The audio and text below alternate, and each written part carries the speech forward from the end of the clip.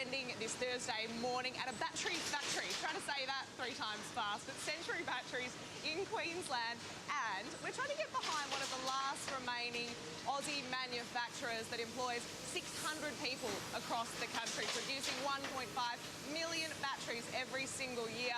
Dwayne is one of the workers that works really hard here. He's been doing it for 20 years. Dwayne, just tell me what we're looking at over there with all the flames. What we're looking at here at Century is the start of our process, and it's the start of the grid.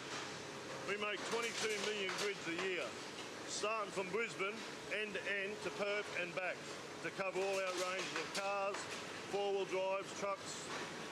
Oh, amazing. And you've been working here for 20 years, so it must be a pretty good company to work for? Yep, very good. Look after the employees. Have not just 20 years, a lot of blokes here been 25, 30 years.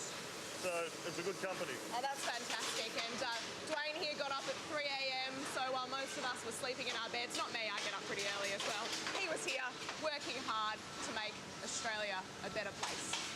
Carl. Yeah, powering up the nation. Great stuff, Natalia, and a great little Aussie company there. Indeed. Terrific. All I right. love those batteries. Yeah, well... I know, I've actually been a fan of batteries all my life. Have you? Yeah, I used to stockpile them when I was a kid. OK. Yeah. You didn't ever do that silly experiment and put your tongue on the end, did you? I did. Well, that explains a few things. How did that go?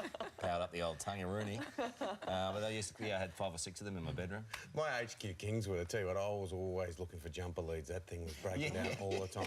The battery running flat. Oh, yeah. I tell you what, you love your batteries when they're working. Charged. Yeah. Good point, Tim. Excellent point.